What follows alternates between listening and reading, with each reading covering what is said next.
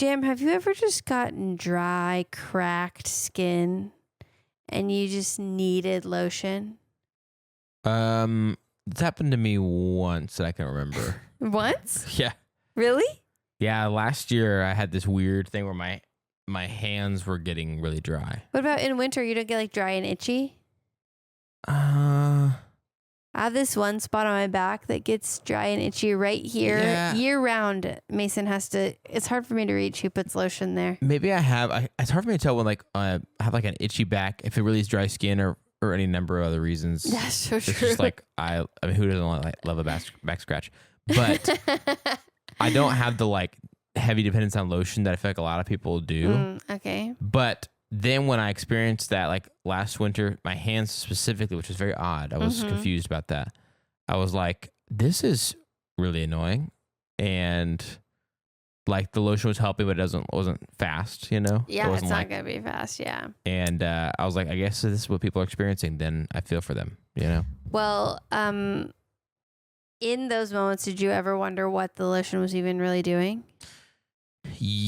Kinda, yeah, and I hate how it feels. So I was kind of wondering, like, what is it doing, and like, do I have to do this? And like, is there any other way? Well, I'm going to talk to you today about what moisturizers even do and what's the chemistry behind them. Okay, are you excited? I am. Me I'm interested. too. I'm hoping there's some of those like classic, like, we misunderstand this. This is not working how I think it is, and some of these companies are bad. There is, yes. for sure. Yeah. All right, let's get into it. Okay.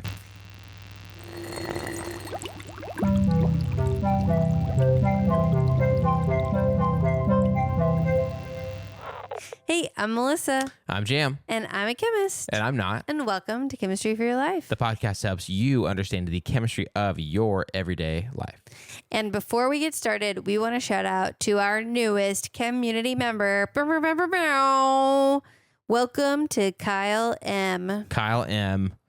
You Welcome have to- joined a very cool crew of people. Mm-hmm. Our chem community. Yes, we're so excited to have you. And an H-bonder tier, highest tier. Nice. One podcast I listen to calls them the rich. Highest tier of Patreon rich. Uh-huh. Well, we're really excited to have you here, Kyle. And we'd like to dedicate this lotion episode to you. Yeah. So hopefully you got some dry skin. Yeah. or hopefully not. Yeah, I guess hopefully not. You don't need to. Yeah. Yeah, you don't need to. You don't have to. Yeah, this is what's funny about when we dedicate these is depending on the episode. Sometimes it's like I remember there was one a few times ago where it was like a little bit of like I don't know if it was morbid or if it was like just darker or something. Yeah. It was like, okay, we always want to shout this person out. So glad you joined our community. Yeah. Sorry. Yeah. about this episode. Sorry about what's happening. Yeah. Well, Kyle, we're so excited. I always love when new people join. I'm like, ooh, who do you think they are? What's their story? I love to get to know them. Mm-hmm. So hopefully we can get to know you. Mm-hmm. And hopefully you enjoy your ad-free episode. And hopefully you enjoy your bonus episode. Mm-hmm. Yes. A little bonus community episode. Yeah. All right. Well, let's get into the chemistry of moisturizer. So this to me seems like a good transition from, we've been talking about summer. Mm-hmm. And we had a whole chat about chapstick. And this is kind of a necessary foundation for, I think, the chapstick. Mm-hmm. And then we're going into winter. And so I'm like, okay, we're ending summer and we're entering into winter soon. Yes. And that is most often when, we need to talk about moisturizer. Okay. Yeah. Okay. And I felt like I wanted to lay this foundation before we did chapstick, but it felt too long for it to be all in one. Mm-hmm. This is almost like prequel to chapstick. Okay. And before also we dive into the meat and potatoes of the lotion, I think we need to do a little mini chemistry episode here at the top. Okay. So we have talked often about intermolecular forces. Mm-hmm. And there's two big ways that intermolecular forces play out in this story. In this episode, in this topic. So one is, we've talked a lot about hydrogen bridges, sometimes referred to as hydrogen bonds. Mm-hmm. Thanks, Doreen, for that new name. I've had so many people stop me and like anytime I meet someone or if I mention this to someone, then later they come back and they're like, oh my gosh, that hydrogen bridge is so much better than saying hydrogen bond. I met someone who listened to the podcast at a conference I went to this summer, and she was like, I told so many people about that. And it's amazing. So thank you for introducing us to your ways. That's so cool. So intermolecular forces are, if you have two molecules, are they attracted to each other or not? So will they interact with one another, or will they not really interact with each other? And typically similar intermolecular force, similar molecules will interact with similar molecules. Okay. And there's molecules that are polar, which means the electrons are not evenly distributed around them. I feel like this is a little bit of a review. So yes. Molecules that are polar, so electrons are evenly distributed. They're not concentrated more in one area than another. They're not unbalanced. They just have balanced, equal electrons all around. And then there's polar molecules where they are unbalanced. There's more electrons in one area and less electrons in the other. And so there's like a positive and a negative. And in the case of if hydrogen is bonded to something that is an atom that really likes to pull electrons towards itself, like oxygen, it gets a crazy unbalance where the oxygen is really negative and the hydrogen is really positive. So like in water, the oxygen is really negative and those hydrogens are really positive. And so it creates almost like a super strong intermolecular force. It like borders on a bond, which is why sometimes it's called hydrogen bonding, but it's not really a bond. It's still attraction between two different molecules, not a real bond. And our friend Doreen in the community said that she's heard it called a hydrogen bridge. That's what they call it in, I don't remember where she lived. In Dutch, maybe? Denmark? I don't know. I don't remember. I'm sorry, Doreen. Sorry. So sorry, Doreen. I love it though. And so it's like a very strong connection between two different molecules. Not a real bond, but it is an attractive force. And we've talked a lot about that attractive force, like why does water make droplets? And we did one on rainbows. And so like water can be really attractive to other water, but also just in general things with that oxygen bonded to a hydrogen will be attractive to water. Yeah. Okay. But then if you have something like that's perfectly balanced, no poles at all, it's not going to want to interact with water very much. So like something that's completely balanced, no poles, equal share of electron across it. A really good example of that is oils. Oils and fats don't mix well with water. And that's because water is extremely polar and these oils and fats are extremely non-polar.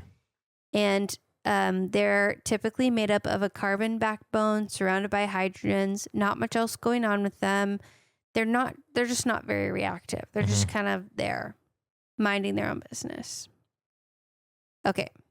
So we needed to talk about that before we could get into the meat and potatoes. Okay. So we put on lotion.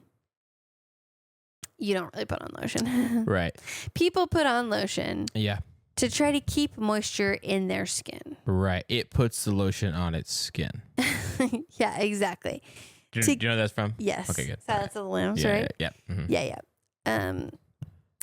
Yeah, that movie. Yeah. Okay, so. It probably ruined lotion for so many people. So many people. So I thought that we put lotion on the skin and that puts moisture into the skin, but that's not what happens. So there's one of our common misconceptions. You're not usually going to be able to rehydrate your skin from the outside.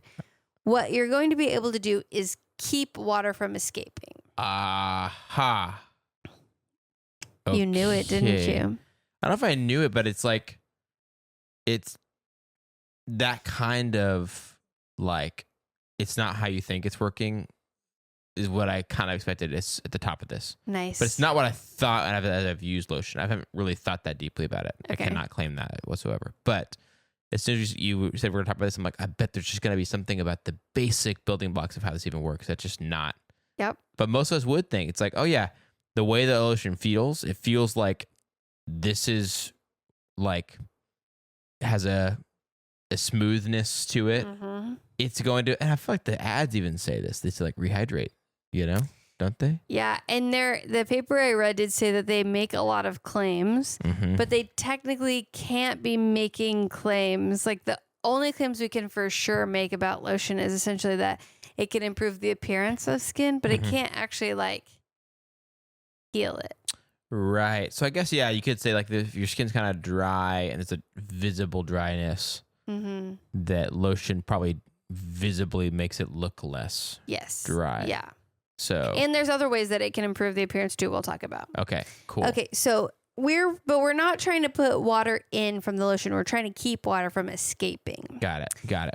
And this is important. I would say it's important that we have a good hydrated layer of skin. We've talked before about how like our skin really does. It's like the protective organ. It's the most protecting layer, our outermost protective layer, and it is also very good at losing moisture. Yeah. The official name is transepidermal water loss, TEWL, sometimes called TOOL, and which is like how we all spelled cool in the 2000s, KEWL. So transepidermal water loss is essentially water loss through your skin. And we talked in the sweat episodes, this is also another good bridge here, about why water is going to evaporating from your skin at all and the mechanism behind that. So you can go listen to that one.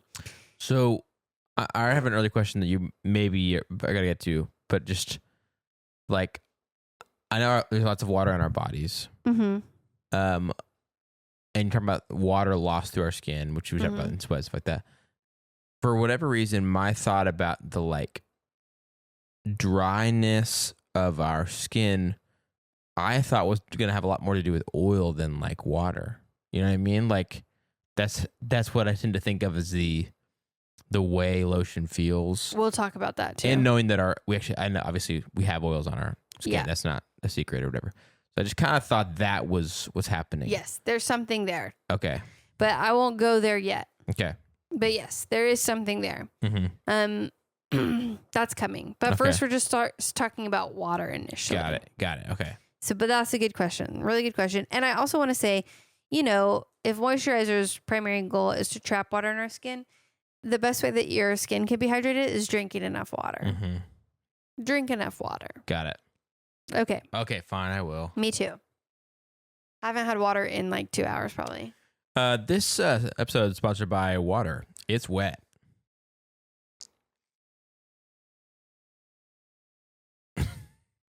Water, it's wet got me. Did you see that? Are you the one who told me about the debate on the internet about whether or not water was wet? Yeah, and I actually have a great clip I need to send you that adds to that. Okay. Well, chemically, water is, like in chemistry, we say things are wet when they have water in them specifically. Yeah, I mean, that debate has always struck me as like this is a very non-scientific debate. This is a language debate. Yeah. But like scientifically, you'd have to say what makes it wet is the waterness of it. Right. So does anything have water in it and on it, then it is wet. And if then water has it have water? Does water have water in it?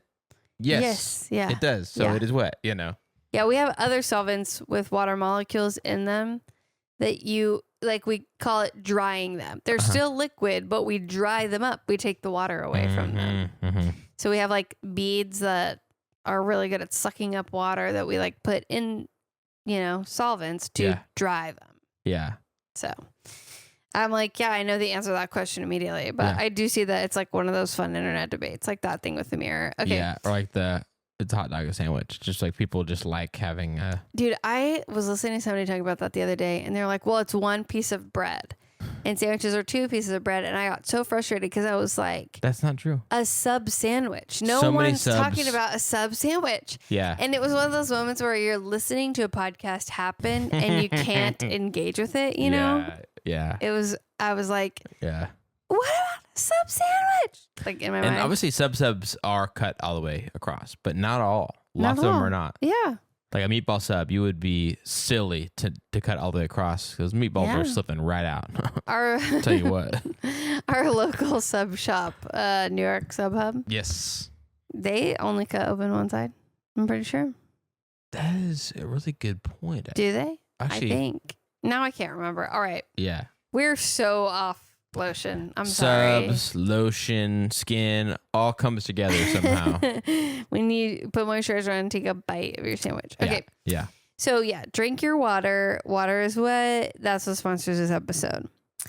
Okay, and like I said, important to have healthy skin because it protects our organs from the outside. And skin does need moisture to do its job effectively, right? So drink your water, it's important. Okay, so now I'll get into the skin stuff. Okay. So the outermost layer of our skin is the epidermis, but then the epidermis is even further broken down. And the very tippy top layer is made up of what one resource I used called brick and mortar structure, which I liked, where it's dead cells linked together by proteins, and then the gaps are filled in with oils, fats. Yeah, they're essentially carbon chain molecules that are really not very polar, and they sort of fill in those gaps. And there's different types of them, but that's the oil on our skins. Okay, on our skin. That you were talking about when you're like, oh, I thought it would be more about oily. And these can be damaged over time.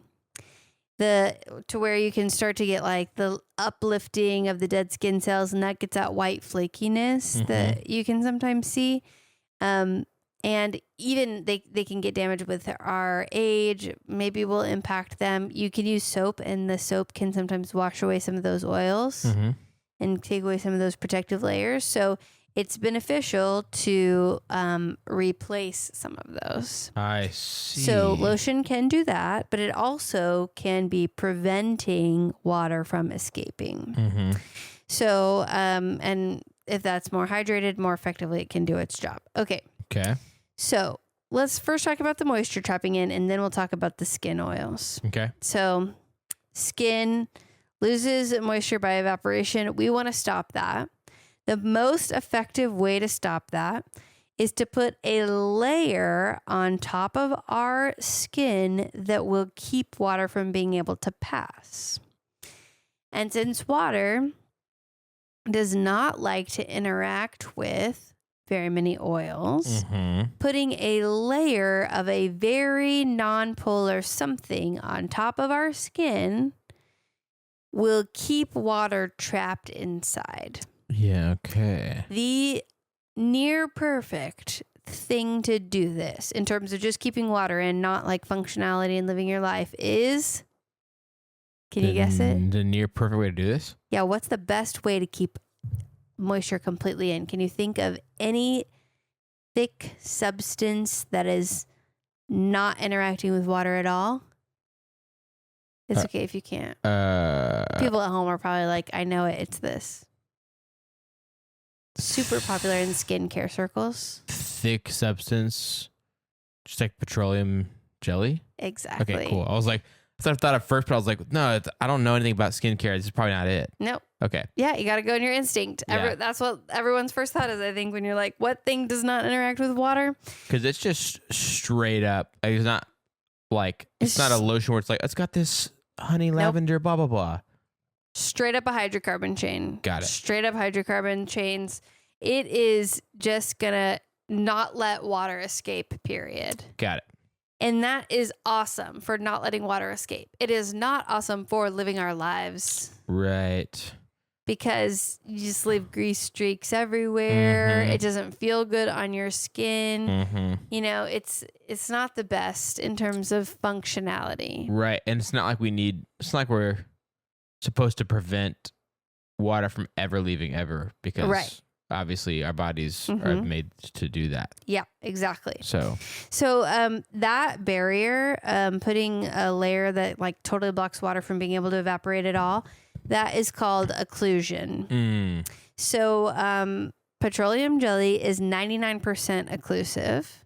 It does not really let any water out. It's a strong block here. Wow. So that, slap it all over your face, pretend you're a slug. That's slugging. It'll make you all shiny. It'll make you all greasy. It really will keep the water in. Is that a term that we're using about skincare? Yeah. Okay. People call it slugging. I was like, there's no way you just threw that. What if I was that creative? I mean, I just thought you could be, but you said it in a way that I was like, That was such a proudly stated joke that you kind of threw it away a bit, like instead of really capitalizing it on it. Yeah. It's throwaway because it's not real. Okay, so it's called slugging. Got it. Yeah. So that works in a way, but it's not really functional. Right. So that's one type of moisturizer. Mm-hmm. A different type of moisturizer functions by a different way. Okay. And it capitalizes on the other part of intermolecular force we talked about. So that's one intermolecular force. Non-polar and polar don't like to interact. Oil and water don't mix. We basically put a slab of oil over top of our skin. The water can't get out because it doesn't want to interact. Mm-hmm. Okay, the other side we talked about is how polar and polar things like to interact. Yes. So if there's molecules with hydrogen bonded to oxygen, they like to interact with each other. Mm-hmm. So you can put something on your skin that has hydrogen and oxygen on it, like these groups that are oxygen bonded to hydrogen, and it will attract water to itself. Now, you might think it'll take water from the air and put it in my skin, but there's a higher concentration of water in your skin than there is in the air. Right. So unless the humidity is like 80%, which it might be when you get out of the shower in your bathroom, but usually not. Yeah. So usually it doesn't do that. Usually what it does is it attracts water to itself, but it pulls water up from the deeper layers of the skin towards the top layer of the skin. Okay. And so that does bring water to the top layer of the skin through those intermolecular forces. So it's like, oh, hey, look at me. I have these polar groups. You have these polar groups. Let's be friends. So it pulls water up to the top layer of the skin and can make the skin appear plumper. And it can alter the appearance of the skin. Okay. So that's when it said that they could improve the appearance of the skin. That's an example of how they can. I just got so excited talking about moisturizer that I lost my place in my notes. Glycerin is very effective at this because it has like 3, I think, or 4 OH groups. Okay. And less carbon. So it's really an effective version of this. And this is called let me make sure I put this in the right place. Hang on. Humectant. So these types of moisturizers are called humectants. That draw water towards them. They have an attractive to water properties. Okay. So they can make that plumping effect. However, like I just mentioned, often it's less humid outside than it is on the surface of our skin. So if you're putting something on the surface of your skin that can pull water from down below and bring it to the top, it could just evaporate just as easily. Yeah. So that can be useful, but then you need to cover it with an occlusive that doesn't let the water escape. Okay. So oftentimes over-the-counter moisturizers will have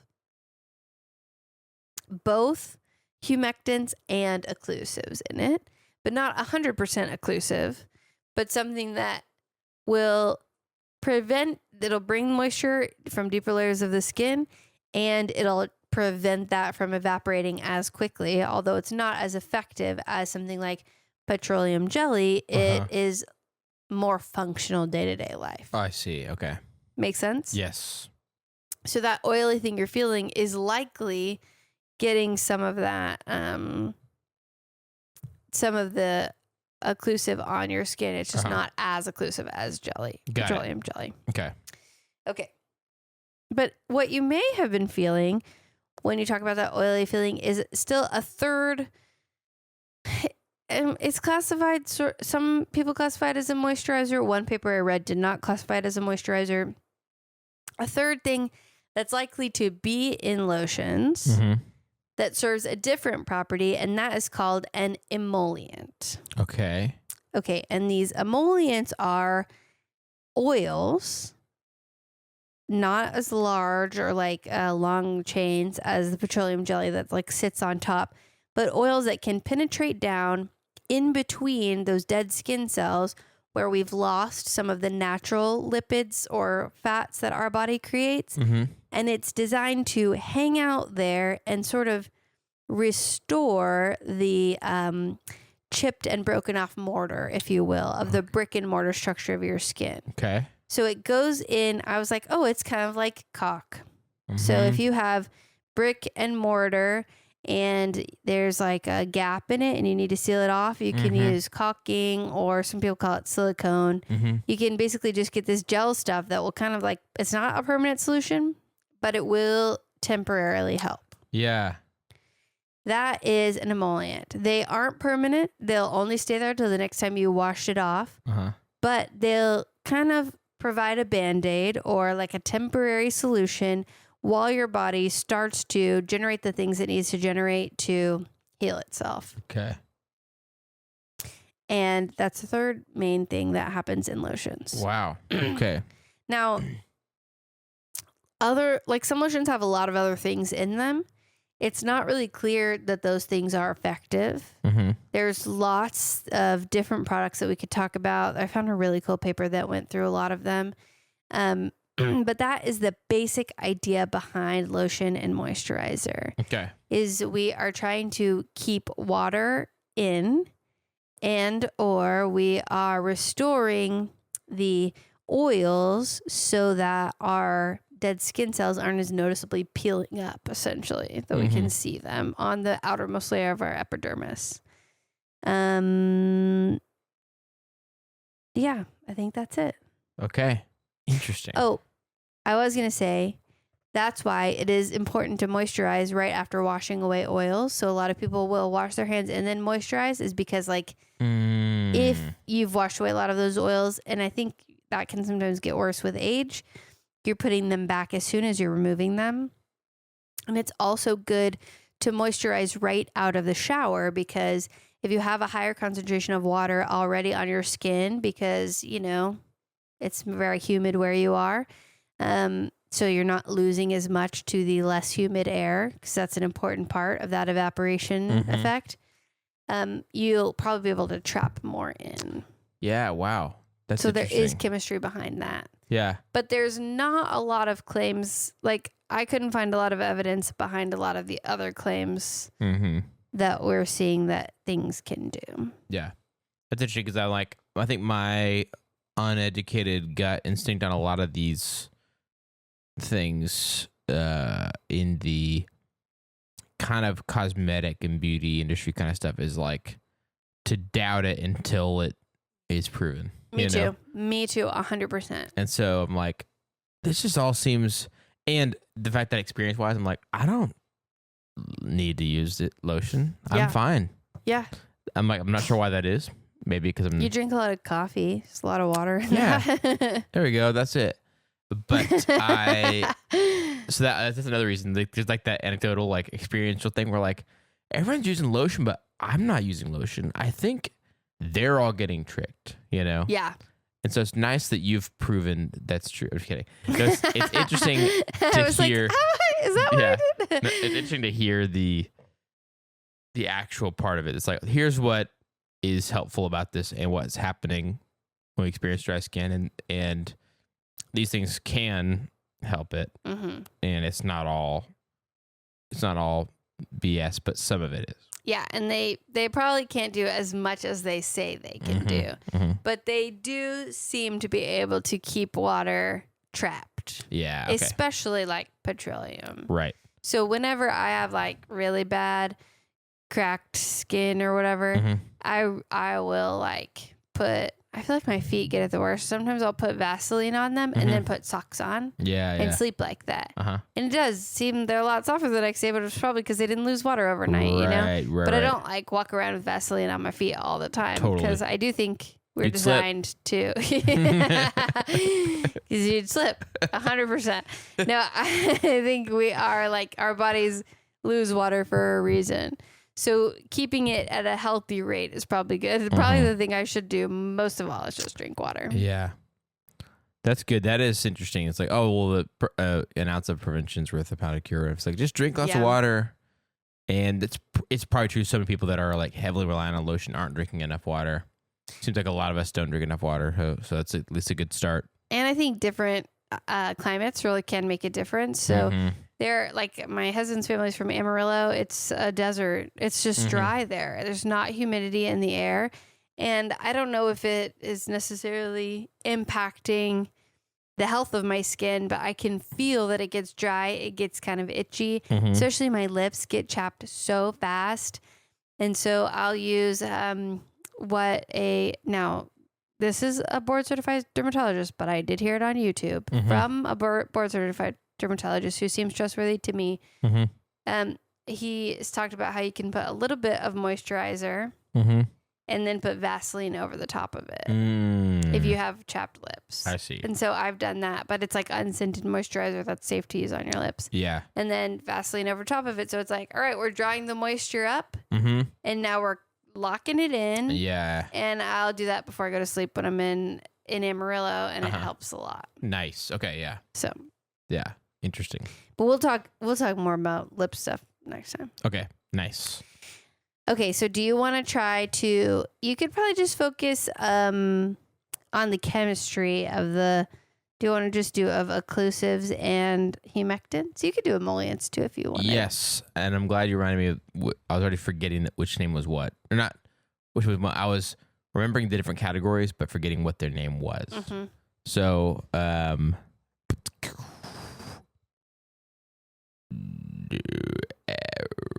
occlusives. Occlusives. Occlusives. Okay. OCCLU. Like occult. Occlusive. Okay. Yeah, but switch the U and the L. Occult, occlu. Occlusive. Yeah, yeah. I was thinking like reclusive, like occlusive, occlusive. Okay. Occlusive. That is. So yeah, I'm not recapping the polar thing. You obviously did that at the beginning, and I don't need to do a worse version of it now. But occlusives, the petroleum jelly of it, the like really preventing any water from passing through it, in the case of our skin, from leaving and getting away as long as that layer is there, which would help our skin not dry out further. Yes. But wouldn't do much else, and it's not like a natural good state for our skin all the time or whatever. And can you do a quick synopsis of what you like your words, what the chemistry is? So, and it's because it is non-polar. Yep. And water is polar. And so because there's not other things going on in the like makeup of the petroleum jelly, the other stuff, it's like just this polar layer where like just a non-polar layer where like the polarness of water just not want to go through. They don't want anything to do with each other. So the water molecules are like, we'll just stay in here. Thank you very much. Perfect. And thank you very much. And so not great, not an ideal, but could be like good in a pinch kind of thing. But doesn't do other stuff. Just keeps water in. And the next one is the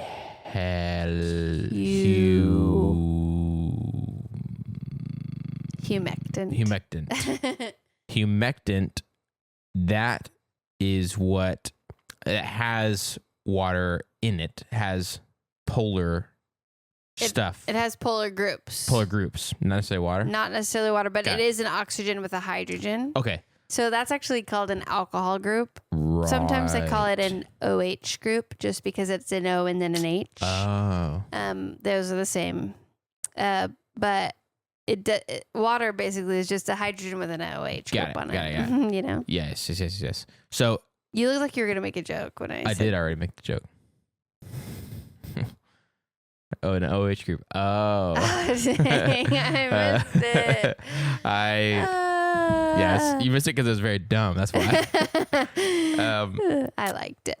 Once I got it. I missed the, because you were talking about it being oxygen, hydrogen, and I was just thinking like, oh, it's got water in it. But I see what you're saying. Just it's got oxygen, hydrogen. And it's polar and it has oxygen, hydrogen. So it's a very similar type of polar to water. Got it.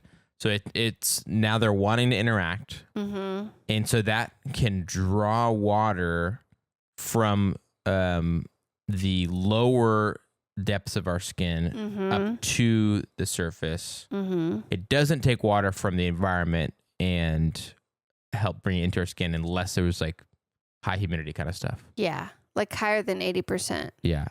I think it's probably fine. We have a little technical difficulties. Let me just do the little case. Little check real quick. Bars and tone. Whenever I watch Smosh, they say some difficulties. Still good? Okay.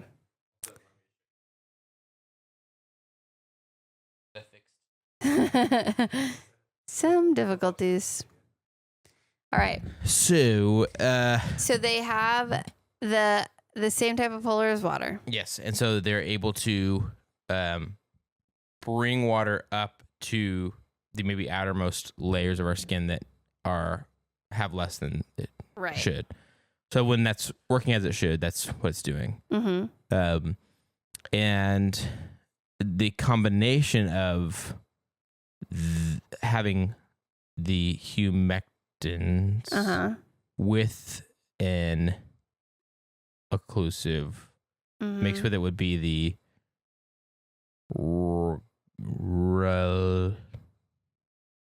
I don't have it. Roomba DB. What's the third thing? The emollient. Emollient. But it's not the combo. Oh. It's just smaller oils. Okay. They can have an occlusive effect because they're oils. Yes. Okay. So they can have some occlusion, but they're smaller oils that will penetrate down. I see. In between the dead skin cells. So really it's Jam's sleepy because it's almost midnight. So really it's that lotions have occlusives and humectants so that it can do both. Mm-hmm. And it's a different category than emollients. And they may also have emollients in them. Okay.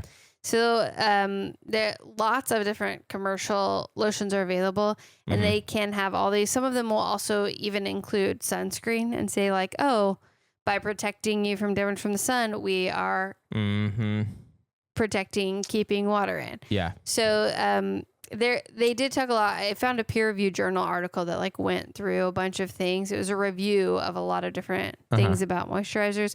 And they talked about like that they make these claims, but they may not necessarily be able to make these claims. And there's so many diverse products and they're like ingredients that are in all of them. It was really interesting. I feel like I could almost do like a whole series on just types of lotion, but I want to just do the basics for today. So to round out the category of moisturizer lotions that have both things at play on the molecular level, what's helpful about that is that to have the OH group stuff, to have a polar molecule in the mix there to be able to interact with the water in our skin and draw water up from the deeper layers of our epidermis up to the more of the surface where we're experiencing the dryness and feeling it.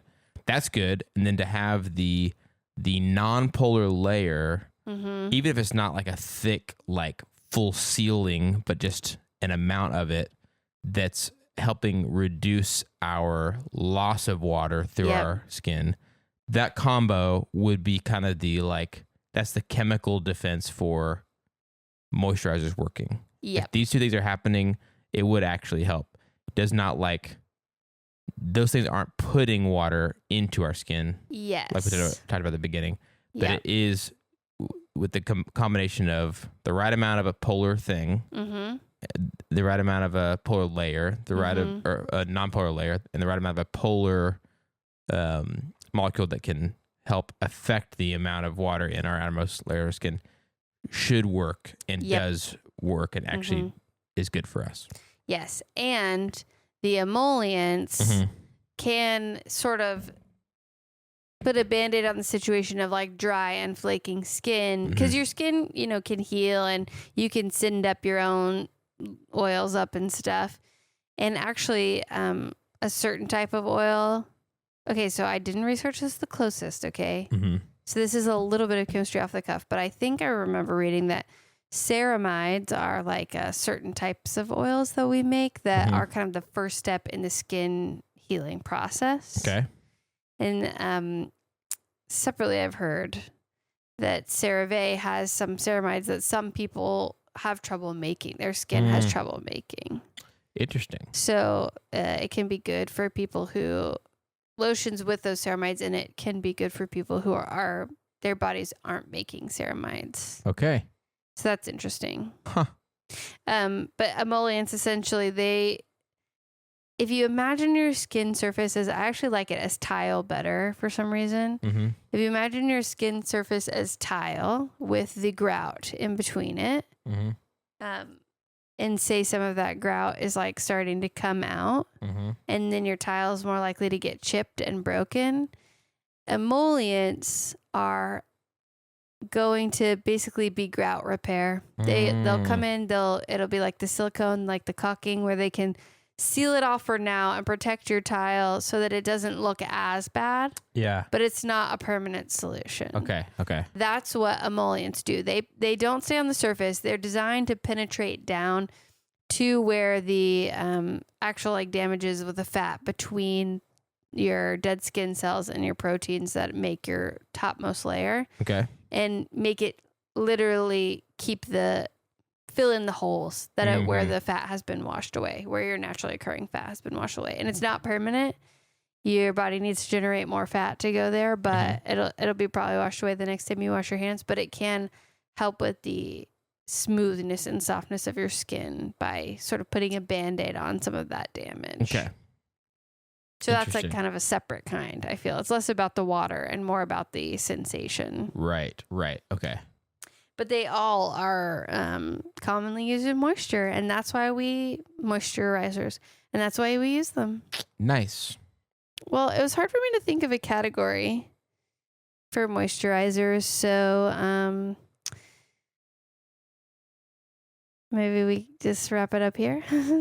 Like, what's your favorite moist? All the people who hate that word are like, no. Oh yeah, people do hate that word. Yep. Sorry. Moist.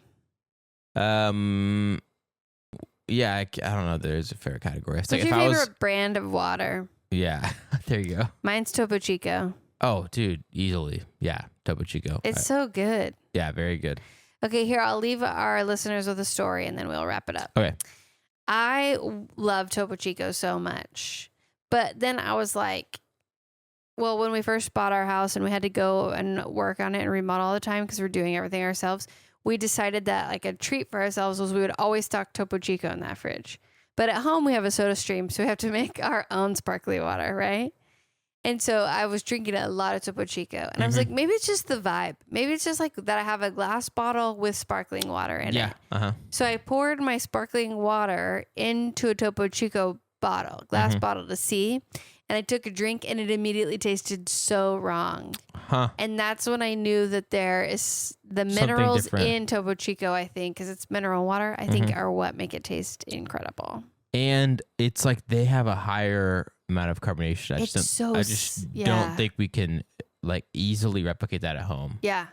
Which I'm honestly, I'm fine with in terms of the fact that like I'd rather have carbonated water than non. Yeah. When I want it, and I'm not gonna like when we were buying, seltzer water a lot. It was like, oh, the economics of getting our own. Yep. Is a no-brainer. 100%. So I'm not gonna go back to that. But when I do have one, I'm like, ooh, and this it's like carbonation a treat. Is like. If you go out, like a lot of times I'll go out and like people will be drinking, but it's like I don't drink alcohol very much, and so it's like I don't really want alcohol, but I do want a little treat. Yeah. And it's like a little treat that's good for you. Yeah. Not great for your teeth. Sorry, dentist, but it's good for your body. So yeah. I love it. That's my favorite brand of water. Yeah, and my soul and my heart and my joy. My favorite like water delivery sort of like vehicle is coffee for sure. Yeah. Cheating. That was cheating. I thought you were talking about the Sparklets water delivery trucks. Do you remember those? Oh yeah. They would drive around. They had like sequins all on the trucks. Yeah, that's what I thought you meant when you said water delivery vehicle. No, it's like 99.9% water. It's like but it tastes way better than water, coffee. Yeah. Well, I guess let's wrap it up there. If you've got questions, which if you are a lotion head, then you may. And I may have answers on that paper. I can share it with you. So hit us up, send your questions, thoughts, comments, feedback, etc. on our website at chemforyourlife.com. It's chem, F-O-R, your life. Chem, F-O-R, yourlife.com. Share thoughts, ideas, and questions with us. If you'd like to help us keep our show going and contribute to cover the cost of making it, you can join our super cool chem community of patrons, just like Kyle M. did. Woo! At patreon.com/chemforyourlife. That's patreon.com/chemforyourlife. And join our super cool chem community of patrons. Ad-free feed of the show. You get a bonus episode just for the chem community every single month. You get some behind-the-scenes stuff, some little chit-chat kind of things, and various different ways of us saying thank you for being part of the community. So we'd love to have you over there. Keep the show going. Keep it free for everybody else. And if you're not able to do that, though, you can still help us by subscribing on your favorite podcast app, writing a review in Apple Podcasts and Spotify, subscribing to our YouTube channel, buying some sick chemistry merch on our website at chemforyourlife.com/store. Bunch of ways you can keep the show going. Help people hear about it, and so they can have the chemistry of their everyday life explained to them. That's right. Mm-hmm. This episode of Chemistry for Your Life was created by me, Melissa Collini, and him, Jim Robinson. Thanks to all his technical know-how to make this look awesome and go on the internet every week. Don't know how we do that without you. And all the ways it goes wrong. Those are also me too. Nah. I mean, it would go really wrong if I was in charge. Am I right? Okay. So that's who made this episode possible. But really, the people who made it possible even more so is our community. Like Jim said, we're so grateful to our community. And so we like to give them a little shout out. And so I'm really excited to thank Chris and Claire, Hunter, Katrina, Kyle. What up? Welcome to the team. Scott, Steven, Tim, Vince, Ash, Brian, Chelsea, Doreen, Elizabeth, Emily, Heather, John, Jesse, Latila, Rachel, Autoclave, Avishai, Chelsea, Sierra, Cullen. It's amazing that this list is so long. Jacob, Jeanette, Julie, Christina, Suzanne, and Venus. Thank you all for all you do to make Chemistry for Your Life happen. And if you'd like to learn more about today's episode, you can feel free to check out our show notes or our website, or you can see information on our YouTube channel. So I think that's everything. And I did look at my notes this time, and yay chemistry. And yay chemistry. Yay moisturizers.